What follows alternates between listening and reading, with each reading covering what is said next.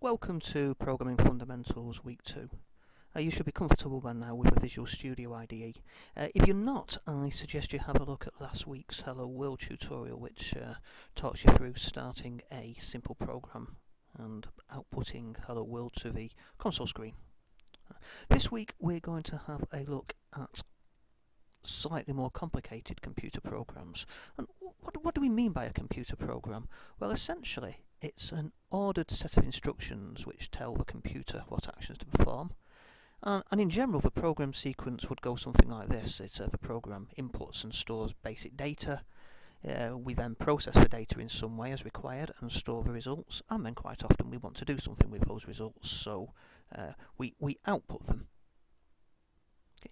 And that's the kind of programs that we're going to have a look at writing today. The other concept I want to introduce you to is the idea of constants and variables. Now, both these are used for addressing memory, and simply think of them in this way. A constant is a data item whose value doesn't change during a program run, and a variable is a data item which the value of may change during a program run. That's a simplification, but it will do for now. Okay, so to declare myself a variable, it's quite straightforward. If I want to declare an integer variable, an integer holds a whole number, I simply use the keyword int, and then I give the variable a name. And if I've finished, I simply end up with that with a semicolon, and then I can then refer to that integer variable called mynum throughout my program, and I can declare myself another one.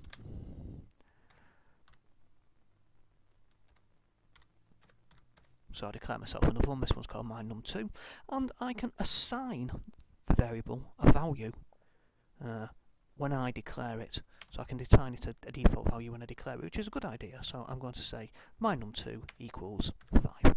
So remember, an integer holds a whole number. Okay, and I can also put a value into a variable at a later date. So in this case, I'm going to say mynum. So that's the first variable we declared, equals 6.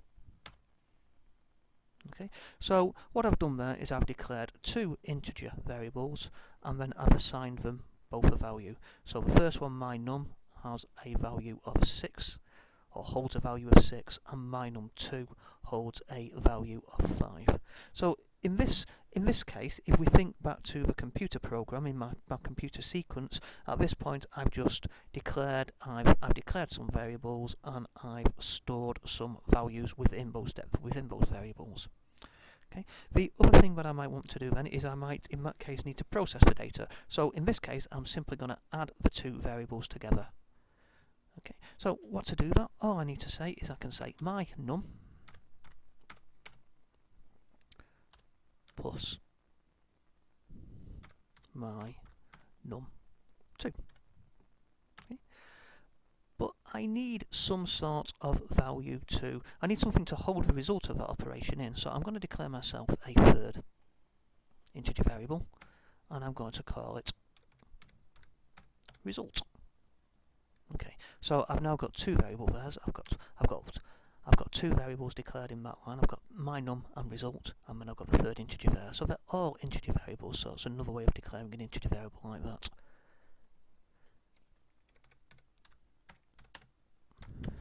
And here I can say result equals mynum plus mynum2. So what I'm doing there, well, the value in mynum is 6, and the value of mynum is 5. So I'm adding the values of those two variables together, and I'm storing them in the variable result. So once I've done that, I'm going to output that to the screen. So if you remember from last week, I use my cout command, cout result. Okay, a couple of things there. We notice there that I have a squiggly red line under my cout there, and that's because I haven't included the library files in my program. So I'll go ahead and I'll do that at the top here. So one way I can do this is I can type my hash include.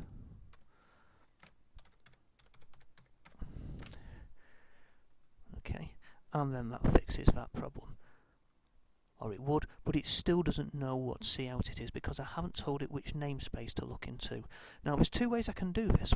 I can either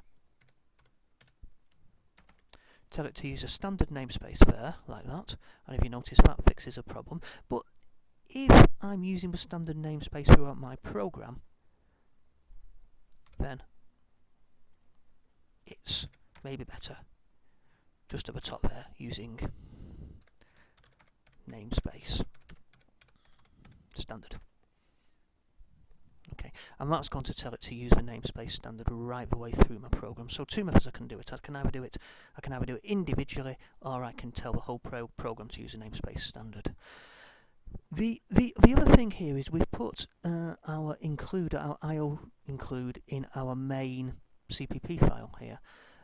What Microsoft suggests you do is to use, if we have a just look around the right hand side here, you'll notice that with some header files, one of which is this stdafx.h, and if I open that up, what they actually suggest you do is you put your program includes in here. So we'll do that. So we'll say hash include,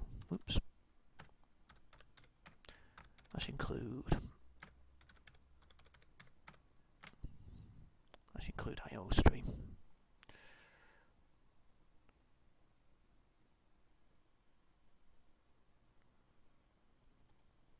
Okay, and I've saved that there.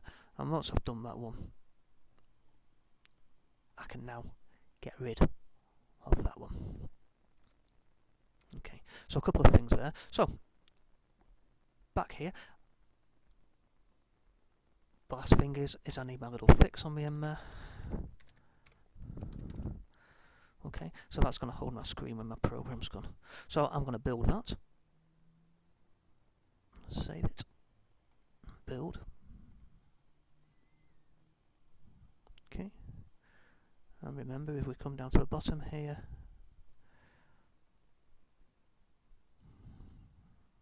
okay, we'll just wait a moment for that to complete.